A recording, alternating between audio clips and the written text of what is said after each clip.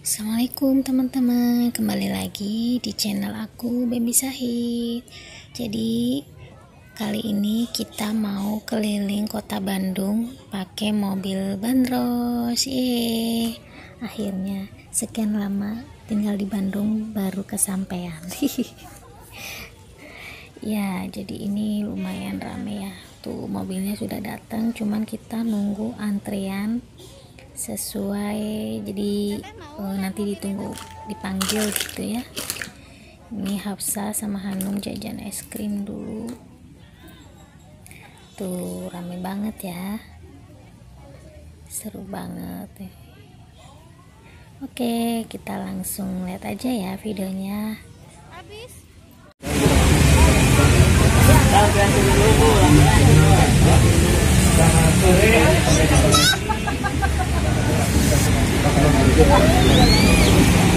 Tidak ada yang ketinggalan, Bu.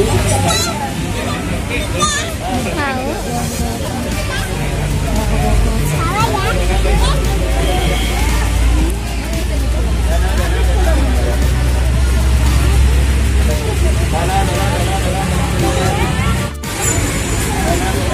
Yuk kita naik.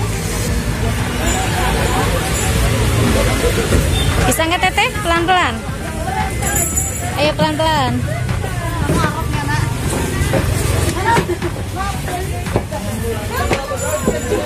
Di mana Ali? Belakang?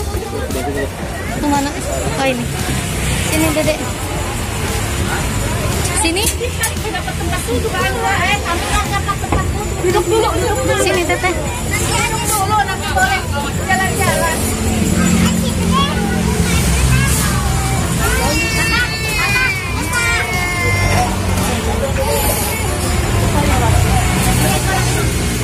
Hah? Sini aja udah kelihatan kan? Kelihatan jalanannya.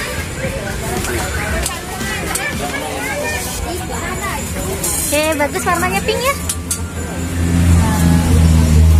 Hanum kemana Dedek?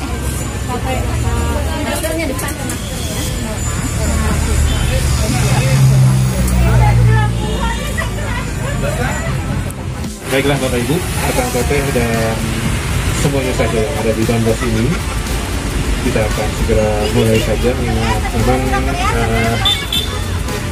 waktunya sudah tidak banyak lagi juga ya, dimana kita beroperasi hanya sampai pukul sekitar 4 saja ya Bu ya. Jadi setelah itu tidak ada lagi bandros gitu ya. Dan kalau dulu memang sudah ada bandros malam juga ya. Cuma saat ini karena memang masih terkait pandemi, sehingga kami pun membatasi operasional kita ya. Oke, baiklah Bapak Ibu semuanya, saya ucapkan selamat sore. Assalamualaikum warahmatullahi wabarakatuh. Selamat datang dan juga selamat bergabung bersama kami, bersama Bandros Bandung Tour on Bus. Itu singkatan dari nama bandrosnya Bu ya. Jadi tidak ada kaitannya dengan makanan ya yang namanya bandros ya. Meskipun mungkin sama ya, tertulis bandros, diucapkan sama, dibaca sama, tapi memiliki arti yang berbeda ya. Baiklah Bapak Ibu, sebelum kita mulai, perkenalkan nama saya Lidi dan saya di sini berdiri di depan Bapak Ibu untuk memberikan informasi mengenai Kota Bandung secara umum maupun ya katakanlah apa yang nanti mungkin Bapak Ibu akan lihat selama berkeliling Kota Bandung bersama kami, dan saya didampingi Pak Engkus yang menjadi driver ataupun pilot dari bandros kita ini ya. Dan perlu juga saya sampaikan karena saat ini masih dalam suasana pandemi ya, agar Bapak Ibu tetap memperhatikan prokesnya ya, untuk menjaga kesehatannya. Itu ada kuda. Dan tentu saja jangan abai ataupun tetap waspada lah ya, karena semuanya ini belum berakhir secara sempurna. Dalam artian belum benar-benar berakhir ya. Mudah-mudahan saja ya, ini cepat berlalu, cepat berakhir. Oke, baiklah Bapak Ibu, dimana tadi tentu saja kita berasal dari kata cai ya, dalam bahasa Sunda yang artinya air. Meskipun mungkin ada beberapa juga nama sungai yang bukan berasal dari Jawa Barat, seperti halnya Serayu ya, Berantas atau Bengawan. Nah, yang menariknya bahwa ini dulu adalah kawasan pemukiman, Bu, Pak ya, bagi mereka yang dulu bekerjanya di gedung sate kolonial ya, bukan milenial tapi kolonial, bukan ya, dimana mereka tentu saja mempertanyakan kontribusi Dilan dan sejauh mana ya kontribusinya untuk Kota Bandung, sehingga karena berbagai macam pertimbangan sehingga rencana ini pun urung direalisasikan. Baiklah Bapak Ibu, kita beralih di mana ini kita masih ada di Jalan Citarum. Di belakang sana itu ada sebuah masjid yang namanya Istiqomah. Namun tentu saja bahwa Masjid Istiqomah ini tidak terlihat seperti masjid pada umumnya karena tidak memiliki kubah ataupun bahkan minaret. Minaret itu menara ya, biasanya ya tinggi ya menaranya. Namun yang menariknya bahwa masjid ini sudah terkenal di tahun 80-an, sudah populer di tahun 80-an, seperti halnya Masjid Salman ITB, di mana saat itu masjid-masjid ini menjadi pusat kajian agama Islam, ya, di mana di sini ini menggunakan nama-nama pulau ataupun kawasan-kawasan yang ada di Indonesia. Ya.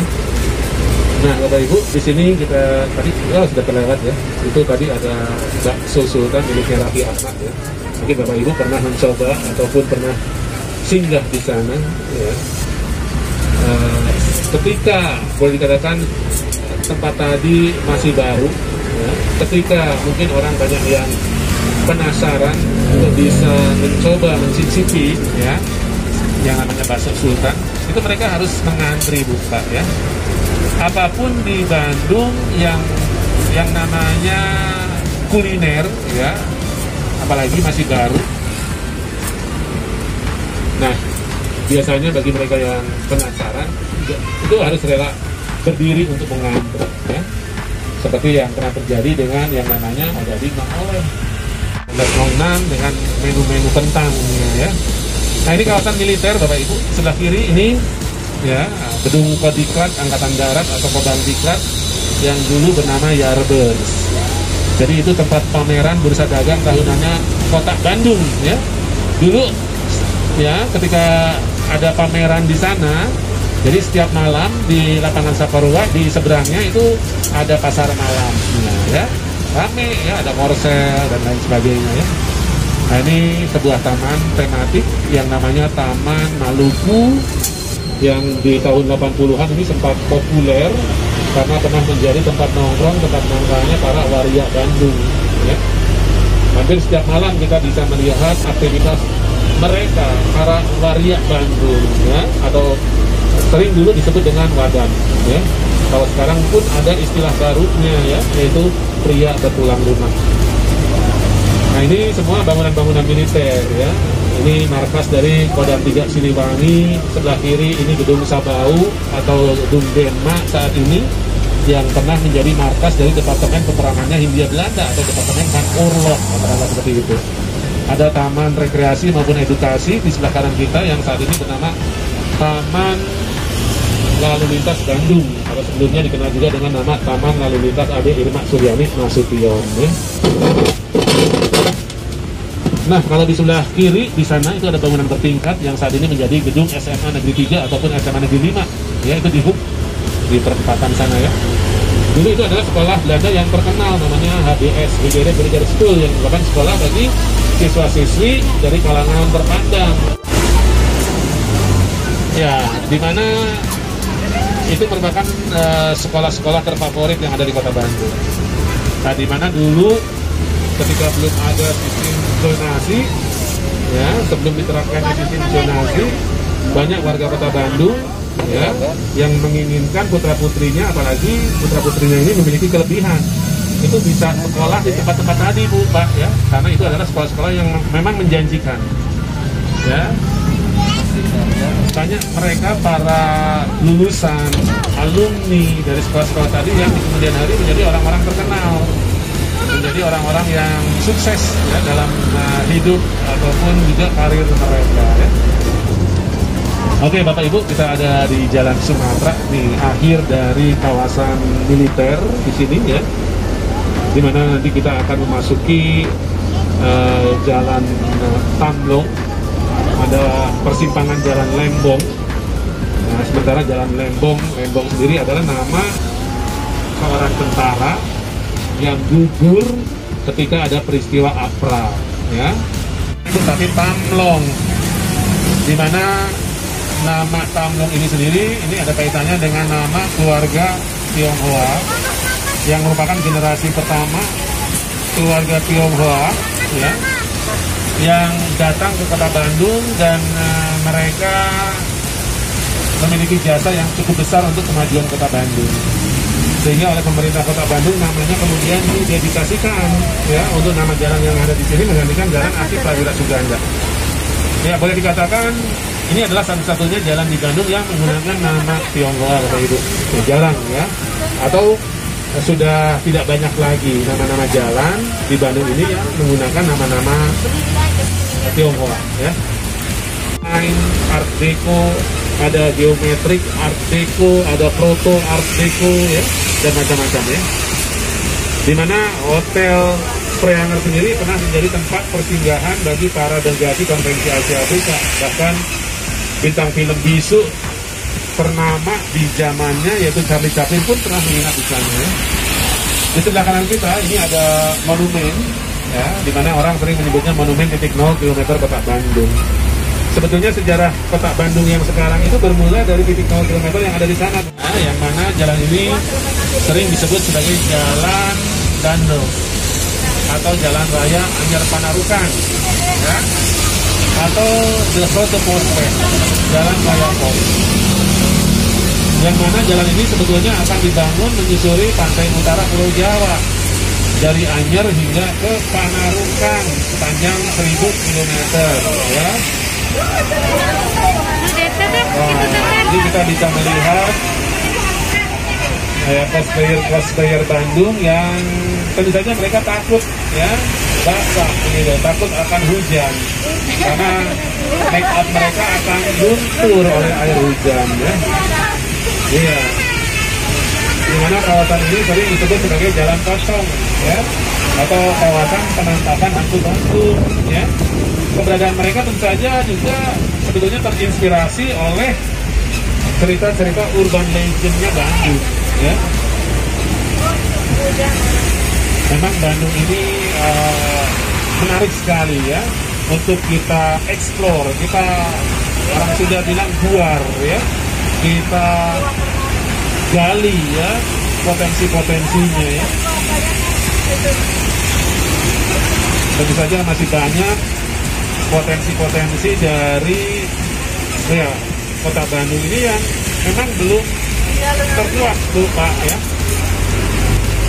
Kayak keterbatasan informasi tentu saja ya, minimnya katakanlah referensi yang ada begitu ya, sehingga kita kesulitan untuk bisa mengeksplor ataupun menguak ya apa yang memang belum terkuak begini ya. Oke, baru saja kita meninggalkan pusat kota Bandung yang sering disebut dengan alun-alun. Ya, uniknya kenapa hanya kota Bandung saja yang disebut dengan alun-alun, padahal setiap pusat kota di Jawa ini pasti punya alun-alun ya.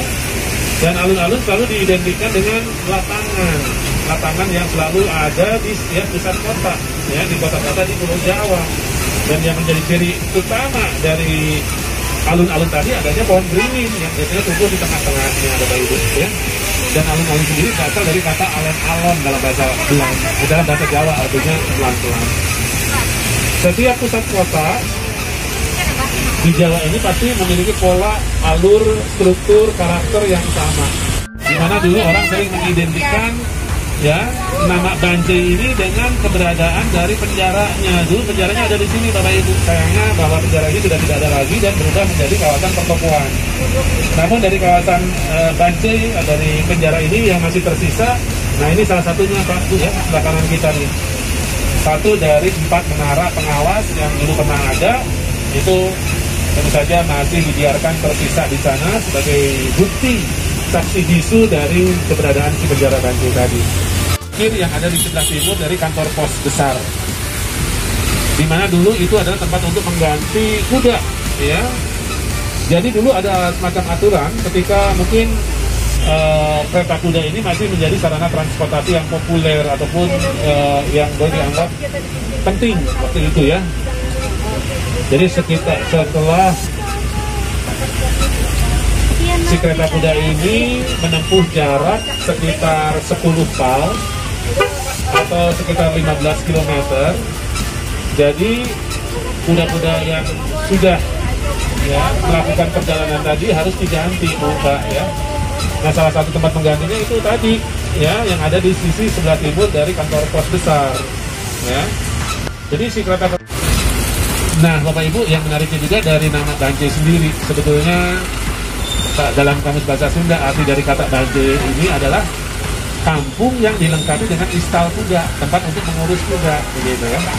Namun ada juga yang mengatakan kalau Banjai ini berasal dari kata yang dulu mungkin sering terlontar dari mulut para pemilik kereta-kereta kuda ketika mereka harus memberi minum kuda-kuda mereka ketika mereka mengganti kuda-kudanya. Mereka biasanya suka minta bantuan teman-teman mereka sambil mengatakan dan berteriak dengan melontarkan kata-kata bantuan cai, begitu ya. Sehingga dari kata-kata bantuan cai inilah yang kemudian lambat laun menjadi nama Banjai ya. Nah Bapak Ibu, Akang Teteh, kita ada di Jalan Braga. Kawasan Braga ini tentu saja saat ini populer di kalangan anak-anak muda, karena biasanya mereka selalu datang ke sini untuk ya mencari spot-spot yang menarik ya, bagi para fotografer pemula. Spot-spot yang dianggap vintage inilah yang akan dijadikan latar belakang dari foto-foto yang akan mereka buat. Di mana kawasan Braga sendiri dulunya adalah kawasan kumuh. Jadi jalannya ini dulu jalan tanah ya. Bahkan namanya dulu jalan pedati atau farmland, karena memang jalan ini selalu dilalui oleh pedati-pedati yang mengangkut hasil bumi. Ya, ketika belum adanya bangunan-bangunan ya di kanan kiri ya jalan ini Pak ya. Nah, di mana ketika musim hujan jalannya menjadi becek dan ketika musim kemarau menjadi sangat berdebu begitu ya. Namun lambat laun kawasan ini pun berkembang ya, menjadi kawasan komersil dengan berdirinya pertokoan di sini Bapak Ibu ya. Lambat laun ya, tentu saja kawasan ini menjadi kawasan yang ramai ya, menjadi tempat belanjanya orang-orang kulit putih, orang-orang Eropa, orang-orang Belanda ya. Ada yang menyebutkan ya, yang ada di kota Bandung. Dalam lirik lagu yang dinyanyikan oleh Hettikus Endang dulu menyebutkan kalau Jalan Braga ini adalah jalan intelek. Yang namanya delman, beca, kendaraan umum itu nggak boleh lewat situ ya. Menarik sekali sebetulnya ya. Baiklah Bapak Ibu, Akang Teteh semuanya, di sebelah kiri kita ini ada sebuah bangunan tua juga peninggalan Belanda yang namanya Gedung Indonesia Menggugat. Di mana dulu gedung ini adalah sebuah pengadilan negeri ya, yang namanya Landrat. Ini ada kaitannya dengan Bapak Soekarno yang pernah dijebloskan ke penjara Banjai oleh Belanda di tahun 1929. Jadi setelah kurang lebih 8 bulan Bapak Soekarno menghabiskan waktunya di penjara Banjai sana, kemudian Bapak Soekarno pun diajukan ke meja hijau. Disitulah Bapak Soekarno diadili. Nah, dalam sidang pengadilannya Bapak Soekarno berkenan untuk membacakan pembelaannya ataupun pleidoinya yang berjudul Indonesia Menggugat Bapak Ibu. Dan saja yang berisi gugatan terhadap pihak pemerintah kolonial Belanda ya. Dan ditulis bukan atas nama Bapak Soekarno, atas nama seluruh rakyat dan bangsa Indonesia ya. Sehingga inilah ya, agak sedikit mengejutkan pihak pemerintah kolonial Belanda dulu ya. Siswi dari sekolah raja atau School yang sekarang menjadi Mapolres Bandung itu sering bercengkrama, bermain di sana ya, di Taman Peter tadi ya. Sehingga oleh masyarakat Bandung tadi disebutlah dengan Kebun Raja. Ya, rahasia ya, yang sering diidentikan dengan Freemason atau Illuminati. Di sebelah kanan, di sebelah kanan itu ada sebuah rumah dengan halaman yang luas dan selalu dijaga oleh tentara Bu Pak ya. Tadi ada bapak tentaranya sedang berjaga-jaga ya di depan gardu jaganya atau di dalam gardu jaganya ya. Di mana bahwa rumah dengan halaman yang luas tadi itu bukan milik pribadi, bukan milik perseorangan, itu milik pemerintah, milik negara. Namun itu dijadikan semacam fasilitas rumah tinggal katakanlah ya bagi seorang pejabat negara. Ini dalam hal ini adalah pejabat pemerintah, yaitu Panglima dari Kodam 3 Siliwangi. Sehingga itu ada kaitannya ya, itu ada kaitannya dengan militer ya. Kenapa tempat tadi juga harus dijaga oleh tentara. Mirip dengan jalan RE Mata Dinata, di mana orang jarang sekali menyebut jalan ini jalan Insinyur Haji Juanda Bu Pak ya. Mereka lebih sering dan suka menyebutnya Dago.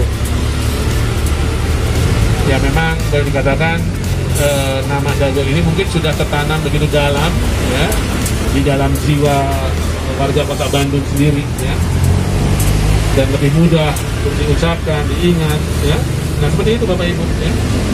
Di mana kawasan Dago sendiri dulunya adalah kawasan pemukimannya orang-orang kulit putih, orang-orang Eropa, orang-orang Belanda Pak Bu ya. Hampir boleh dikatakan tidak ada orang lokal yang tinggal di sini dulu ya. Bahkan karena dulunya merupakan kawasan rumah tinggal, di kawasan Dago ini hampir boleh dikatakan tidak ada yang namanya hotel, restoran, dan lain sebagainya Bu ya, karena ini bukan tempat bisnis, bukan kawasan komersil. Antisipasi hal-hal yang tidak diinginkan, biasanya mereka harus bersama-sama berbarengan dengan yang itu ya, rame-rame. Nah ini gedung sate Pak Bu ya, gedung sate. Kenapa disebut dengan gedung sate ya, karena ornamen yang ada di bagian atas gedung yang sebetulnya namanya adalah government driven, yang terlihat sepintas lalu seperti gedung sate ya, sehingga orang menyebutnya gedung sate, bukan karena gedung ini pernah menjadi tempat untuk berjualan sate ataupun berdagang sate, tidak.